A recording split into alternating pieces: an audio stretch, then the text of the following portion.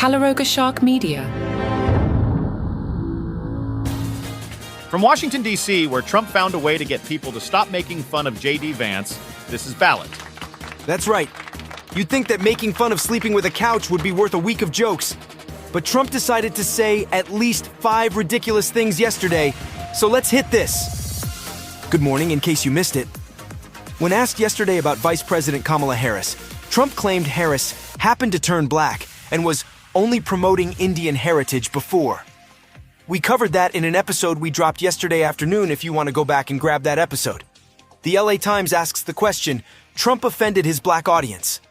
Mistake or part of the plan?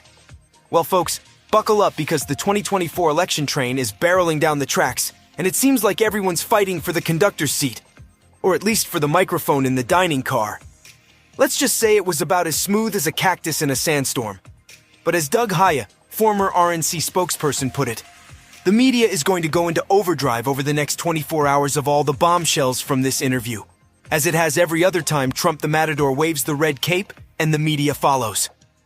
Ah yes, the old there's no such thing as bad publicity strategy. And let's not forget the linguistic gymnastics on display. Trump's been calling Harris crazy and nuts, while Louisiana Senator John Kennedy decided to go full playground and call her a ding-dong. I haven't heard name-calling this creative since 3rd grade recess. At a rally in Pennsylvania, Trump decided to go full Mean Girls on Harris. Don't forget, 4 weeks ago, she was considered like the worst, and that she had had a personality makeover. All of a sudden, she's considered the new Margaret Thatcher. Kamala Harris, meanwhile, is playing it cool. At a sorority event in Houston, which sounds like the setup for a joke of its own, she said of Trump's comments, it was the same old show. The divisiveness and the disrespect. And let me just say, the American people deserve better.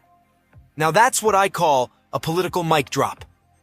Her husband, Doug Emhoff, wasn't quite as diplomatic. He called Trump's remarks a worse version of an already horrible person, and added, the insults, the BS, it's horrible, it's terrible, it shows a lack of character. Tell us how you really feel, Doug. Donald Trump has just introduced us to his very own superhero, the computer genius who apparently saved his life with the power of PowerPoint. Picture this. Trump's at a rally in Harrisburg, Pennsylvania, waxing poetic about an immigration chart like it's his long-lost love. I'm going to sleep with that chart for the rest of my life, he says.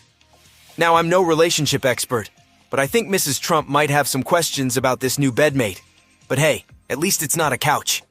Then, in a moment straight out of America's Got Talent political edition, Trump calls his chart-wielding savior to the stage. This shy staffer, this computer genius, walks up, utters a single hi, and disappears faster than my motivation on a Monday morning. Trump reveals that this chart, this magical rectangle of immigration data, is usually on his left side. But on that fateful day in Butler, it was on his right. And apparently, that's what threw off the would-be assassin's aim. And just when you think you've heard it all, along comes a moment that makes you want to invent a time machine just so you can go back and unhear it. Trump was at the rally in Harrisburg, talking about Corey Comparatore, the brave former fire chief who tragically lost his life protecting others during the assassination attempt on Trump. A somber moment, right? Well, hold on to your hats because Trump's about to take us on a wild ride. He starts off okay, mentioning a generous donation to the widow. But then, faster than you can say inappropriate, Trump drops this gem. Corey's wife said, I'd rather have my husband. Isn't that good? I know a lot of wives that would not say that. I'm sorry, they would not say that. Now, I'm no expert in consoling grieving families, but I'm pretty sure your dead husband was better than $1 million. Unlike some wives I know, isn't in the sympathy card aisle at Hallmark. And the crowd? They laughed. They actually laughed. It's like they were at a comedy club instead of discussing a hero's tragic death. I haven't seen an audience this confused about when to laugh since the last time Trump spoke at a rally. Trump then tries to salvage the moment by calling Comparatore a great man and a brave man, which, is nice. It's just a shame it came after essentially saying, hey, at least his wife isn't a gold digger. The most incredible part of the story? It wasn't even the stupidest thing Trump said all day.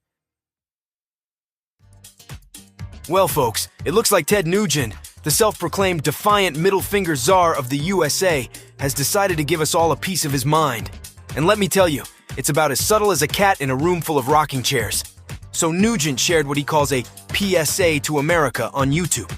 Now, when I think of PSAs, I usually think of Smokey the Bear or McGruff the Crime Dog, not a 75-year-old rocker telling us he could have wrote the Constitution. Sure, but how would the grammar be? But hey, who am I to judge? Maybe the Founding Fathers just needed a sick guitar riff. Nugent says voting for Trump is common sense. You know, like wearing socks with sandals or putting pineapple on pizza. He describes himself as a heart and soul asset to America. I'm not entirely sure what that means, but it sounds like something you'd find on a motivational poster in a dentist's office. But wait, there's more. Nugent claims everybody around the world is looking at America now and going, "Oh my God, what have you done?" Well, Ted, I hate to break it to you, but I'm pretty sure that's been happening since we invented spray cheese.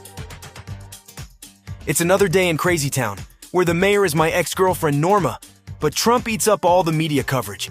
You'd think for a political podcast we'd mention Joe Biden once in a while. Remember him? He doesn't either. Portions of today's program were made with the help of AI.